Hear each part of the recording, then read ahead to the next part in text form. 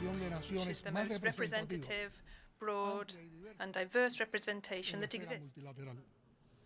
Durante 2 días, prácticamente sin descanso, más de 100 representantes de las 134 naciones que integran el grupo levantaron sus voces para demandar cambios que ya no pueden posponerse más en el injusto, irracional y abusivo orden económico internacional que ha profundizado año tras año las enormes desigualdades entre una minoría de naciones muy desarrolladas y una mayoría que no logra superar el eufemismo de naciones en desarrollo. Peor aún, como reconoció el secretario general de Naciones Unidas en la cumbre de La Habana, el G77 se fundó hace 6 décadas para remediar siglos de injusticia y abandono, y en el convulso mundo actual se ven enredados en una maraña de crisis mundiales donde la pobreza va en aumento y el hambre es cada vez mayor. Nos unió la necesidad de cambiar lo que no ha sido resuelto y la condición de víctimas principales de la actual crisis multidimensional global, del abusivo intercambio desigual, de la brecha científica tecnológica y de la degradación del medio ambiente. Pero también nos unen, desde hace más de medio siglo, el desafío ineludible y la determinación de transformar el orden internacional actual, que además de excluyente e irracional, es insostenible para el planeta e inviable para el bienestar de todos. Los países representados en el G77 y China, donde vive el 80% de la población mundial, no solo tenemos el reto del desarrollo, sino también la responsabilidad de modificar las estructuras que nos marginan del progreso global y convierten a muchos pueblos del sur en laboratorios de renovadas formas de dominación. Urge un nuevo y más justo contrato global.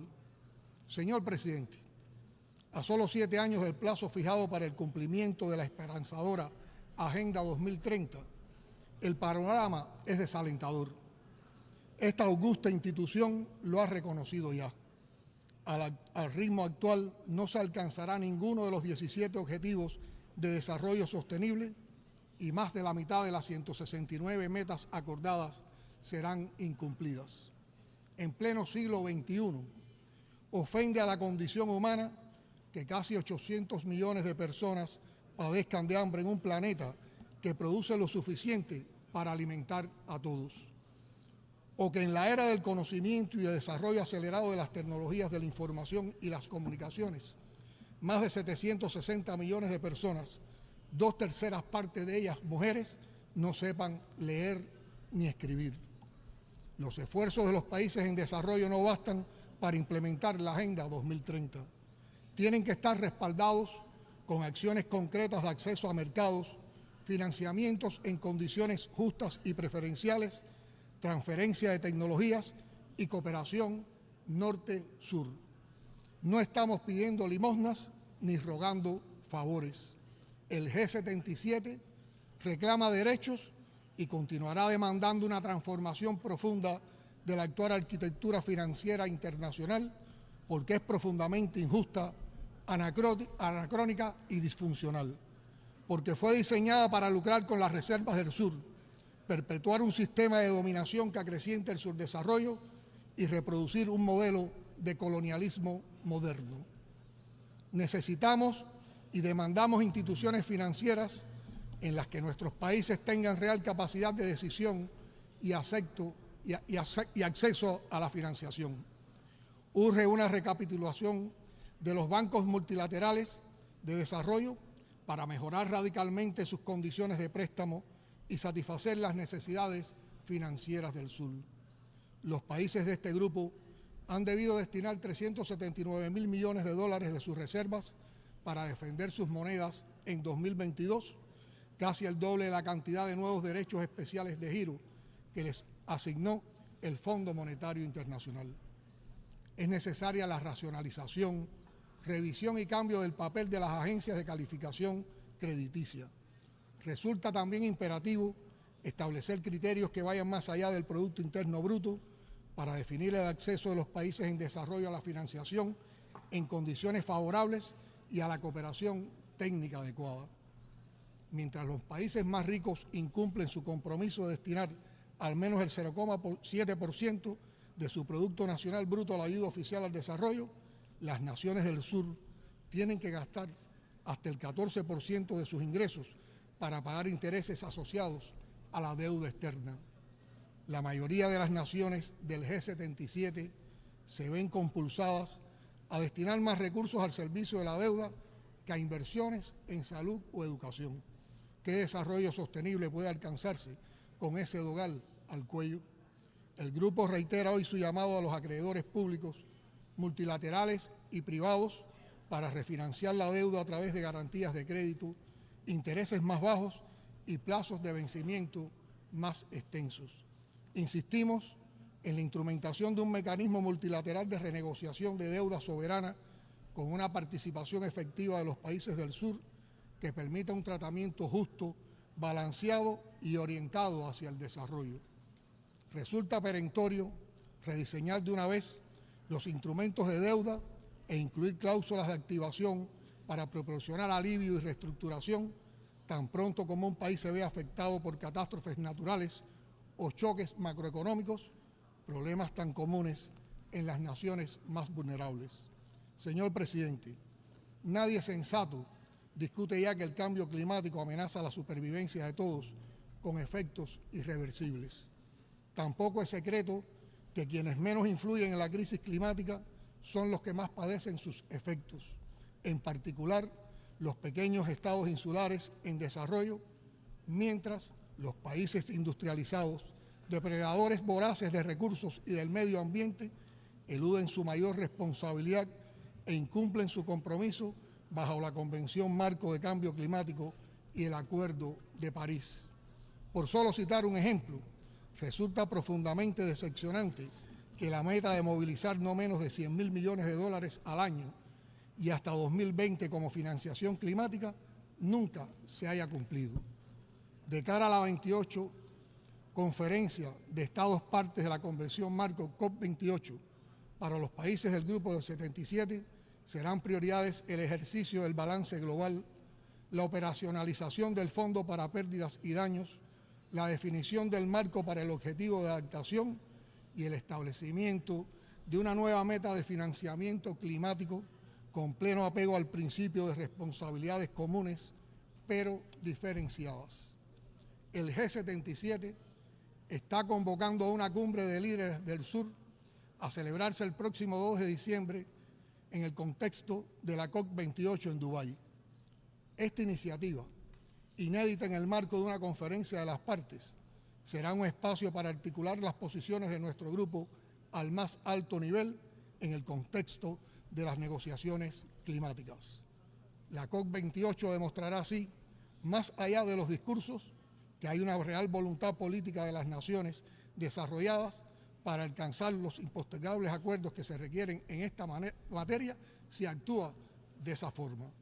Señor presidente, para el G77 es tarea prioritaria cambiar de una vez los paradigmas de la ciencia, la tecnología y la innovación que se limitan a los entornos y perspectivas del norte, privando a la comunidad científica internacional de un capital intelectual considerable. La exitosa cumbre en La Habana lanzó un llamado urgente a nuclear la ciencia, la tecnología y la innovación en torno a la irrenunciable meta del desarrollo sostenible. Allí decidimos retomar el trabajo del Consorcio de Ciencia, Tecnología e Innovación para el Sur, a fin de promover proyectos de investigación conjuntos y propiciar encadenamientos productivos que reduzcan la dependencia de los mercados del norte. Acordamos también promover la convocatoria para 2025 a una reunión de alto nivel de la Asamblea General de la Organización de Naciones Unidas sobre Ciencia, Tecnología e Innovación para el Desarrollo. Los 17 proyectos de cooperación que Cuba ha conformado en el marco de su presidencia del G77 contribuirán a canalizar las potencialidades de la cooperación sur-sur y triangular. Exhortamos a las naciones más ricas y a los organismos internacionales a participar en estas iniciativas. Cuba no cejará en sus esfuerzos para impulsar el potencial creativo, la influencia y el liderazgo del G77. Nuestro grupo tiene mucho que aportar al multilateralismo, la estabilidad, la justicia y racionalidad que hoy requiere el mundo.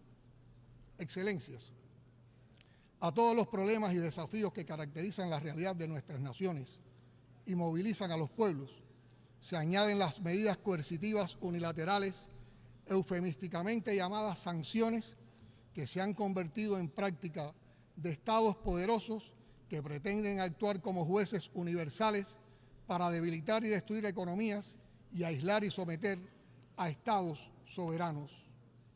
Cuba no es el primer estado soberano contra el que se lanzan medidas de ese carácter, pero es el que por más tiempo las ha soportado, a despecho de la condena mundial que cada año se expresa de manera casi unánime en esta asamblea y respetada y desoída en su voluntad expresa por el gobierno de la mayor potencia económica, financiera y militar del mundo.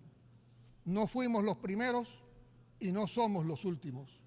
Las presiones para aislar y debilitar economías y estados soberanos hoy afectan también a Venezuela, Nicaragua y antes y después han sido el preludio de invasiones y derrocamientos de gobiernos incómodos en el Oriente Medio. Rechazamos las medidas coercitivas unilaterales impuestas a países como Zimbabue, Siria, la República Popular Democrática de Corea e Irán, entre otros muchos países cuyos pueblos sufren el negativo impacto de estas. Reiteramos la solidaridad con la causa del pueblo palestino. Apoyamos el derecho a la autodeterminación del pueblo saharaui. Luchemos por un mundo de paz, sin guerras ni conflictos.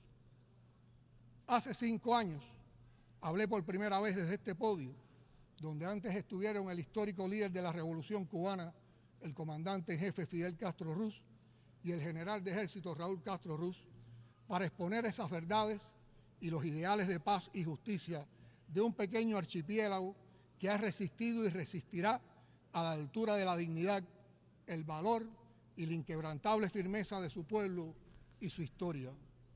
Pero no puedo pasar por esta tribuna mundial sin denunciar otra vez más que hace 60 años Cuba sufre un bloqueo económico asfixiante, concebido para deprimir sus ingresos y nivel de vida, padecer escasez continua de alimentos, medicinas y otros insumos básicos y coartar sus potencialidades de desarrollo.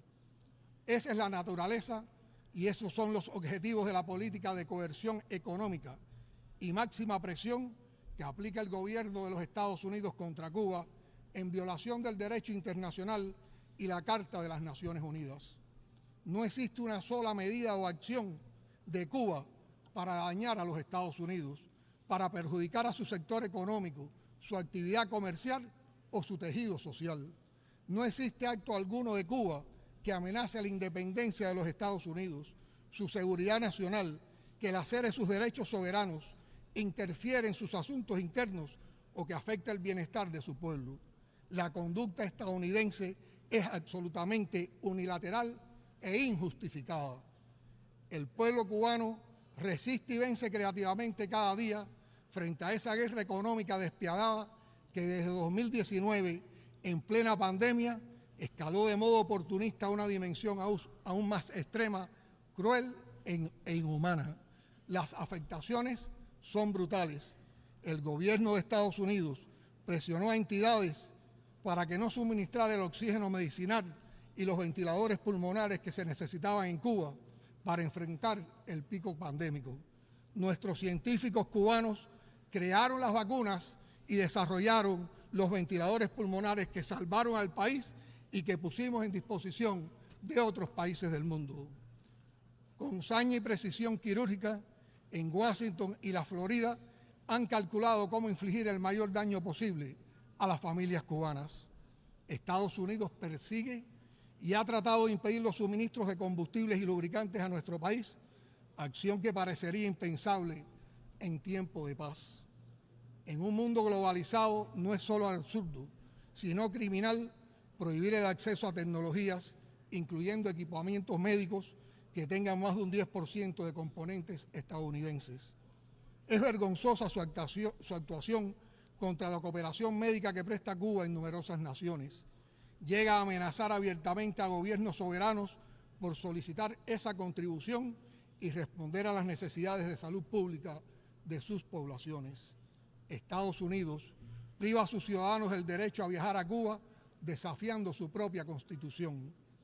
El recrudecimiento del bloqueo impacta en los altos flujos migratorios que se registran en nuestro país en los últimos años, lo que supone un costo doloroso para las familias cubanas y consecuencias demográficas y económicas adversas para la nación.